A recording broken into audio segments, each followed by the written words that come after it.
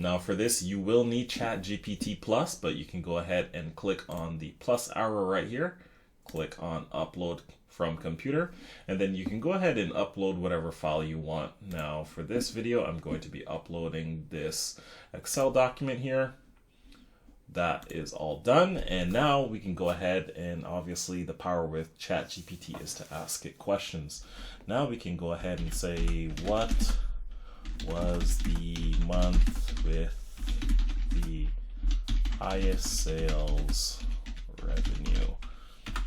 And now what ChatGPT will do, it will go ahead, analyze the Excel document or whatever document that you uploaded here, and it will tell you that particular information.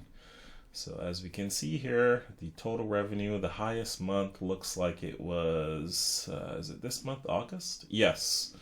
And as you can see here, ChatGPT told you. So that is one of the great things with ChatGPT. When you do have the Plus version, you can upload your files and it can do all sorts of analysis for you here. This is just a simple illustration, but obviously with the better questions you ask ChatGPT, it can obviously do the analysis for you. Hope you found this video helpful.